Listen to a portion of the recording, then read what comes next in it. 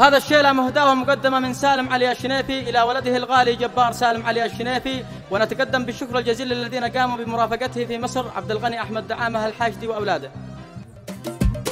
قال سالم فارق الحصن المنيفي والسعادة والمنام، ضايق ومكبوت وصيام العطيف يذكر الغايب دوام، ساعة الإفطار وسحور ودراسة تطرح الأبيات باسم الشنيفي، دعم وسند وسلام باسم أبو جبار يا فكري وضيفي، لابنه الكف والهمام تشرح الأبيات وضعه له وناسه، يشهد الله حزننا ما له وصيفي مهترين بالصيام، بعد ما جهد البلا جانا مخيفي واعتنق ذاك الغلام، سعدي يسقينا العنا من جوف كاسه، رب جاك العبد متضرع ضعيفي طالبك حسن الختام والشفاء والعافية صيف وخريفي، تشمل الشخص المضاف شملنا جبار سالم دام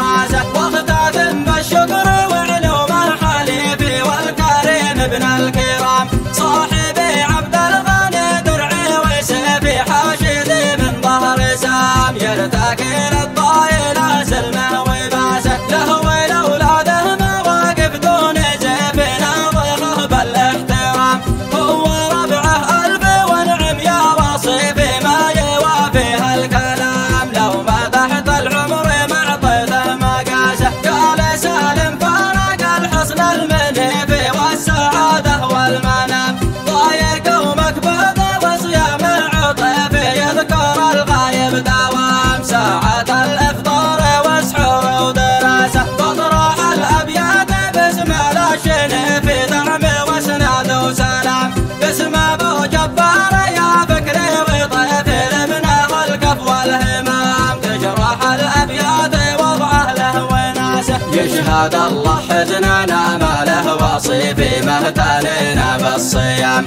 بعد ما جهد البلا جانا مخيفي واعتنق ذاك الغلام، سعدي يسقينا العنا من جوف كاسه، رب جاك العبد متضرع ضعيفي طالبك حسن الختام والشفاء والعافية صيف وخريفي، تشمل الشخص المضاف شملنا جبار سالم دام راسه، واختتم بالشكر